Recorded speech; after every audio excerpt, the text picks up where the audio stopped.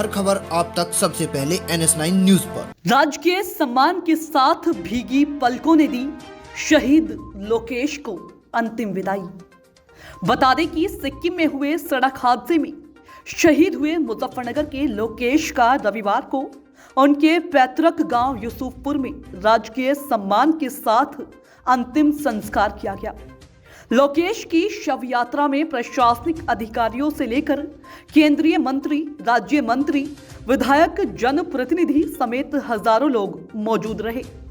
इस दौरान सभी की आंखें नम थी। शहीद की शव यात्रा में फूलों की वर्षा की गई है और जब तक सूरज चांद रहेगा लोकेश तेरा नाम रहेगा जैसे नारे भी लगाए गए।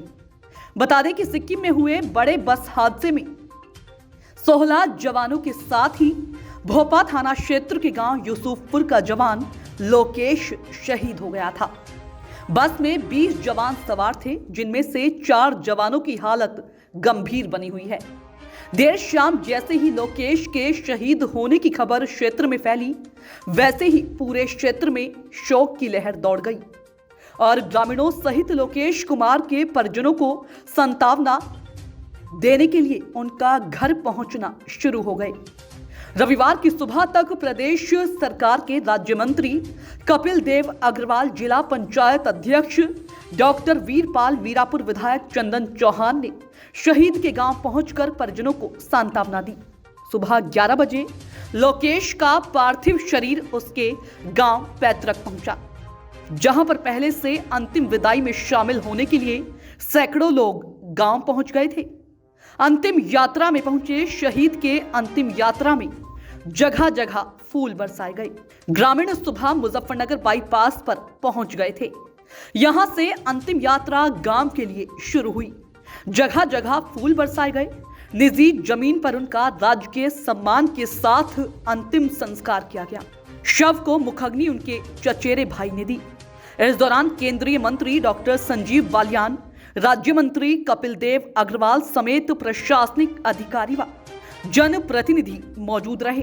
इसके अलावा दर्जनों गांव के प्रधान व हजारों की भीड़ शव यात्रा में मौजूद रही।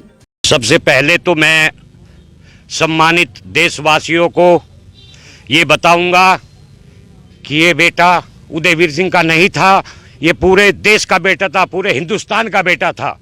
इस बेटे की पढ़ाई लिखाई के लिए प्राइमरी स्तर से ग्रेजुएशन तक इसके माता पिता भाइयों का जो सहयोग रहा, वो पूरे परिवार का, पूरे गांव का सहयोग रहा और इस लड़के ने अपनी उपलब्धि में गांव से लगाकर सेना तक, देश की सेवा तक, माता पिता के संस्कारों में, परिवार के संस्कारों में, गांव के संस्कारों में पला। दूसरी चीज़, मैं बार बार इस हिंदुस्तान के प्रत्येक व्यक्ति को ये कहना चाहूँगा कि आज हमारा नहीं, यूसुफपुर का नहीं, ये पूरे हिंदुस्तान का बेटा शहीद हुआ है। इसे पूरे हिंदुस्तान वासियों को इस बात पर गर्व है और हमें भी, मैं अपने पूरे गांव की तरफ से, पूरे क्षेत्र की तरफ से, पूरे भारतवर्ष की तरफ से मैं सभी को ये बता देना चाहता हूं कि आज लोकेश कुमार हमारे बीच में नहीं है।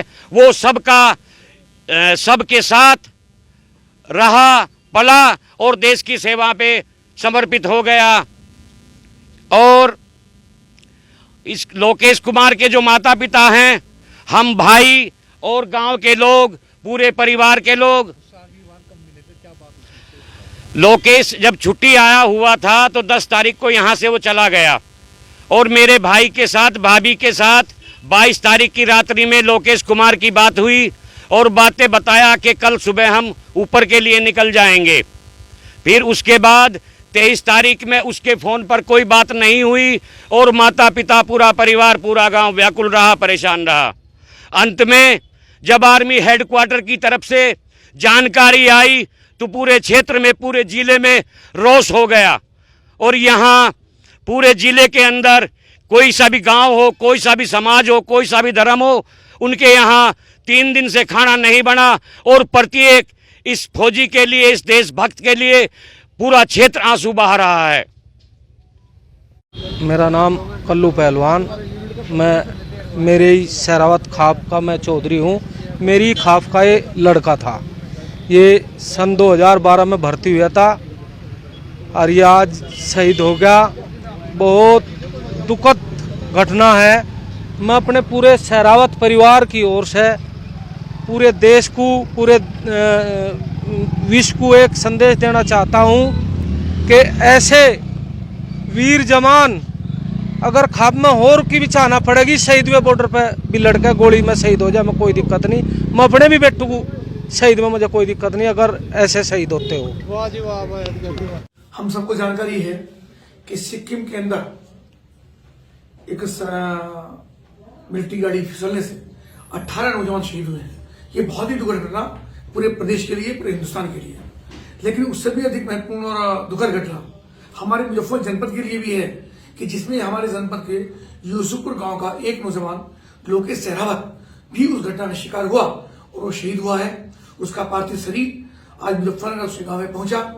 सब जनप्रतिनिधि, आदरणीय मंत्री जी संजीव आर्यन जी और समाज के सब लोग और लगभग 10,000 लोगों का जनसैलाब उसको श्रद्धा सुमन अर्पित करने के लिए वहां पर उमड़ा। सभी की आंखें बहुत नम थी।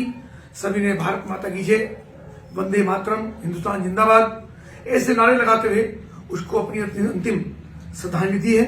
माननीय मुख्यमंत्री योगी आदित्यनाथ जी की ओर से 50 लाख रुपए की अनुमन्य सहायता राशि और एक परिवार में से किसी एक व्यक्ति को नौकरी और उसके गांव का जो मार्ग है उसके नाम से करने की घोषणा की है।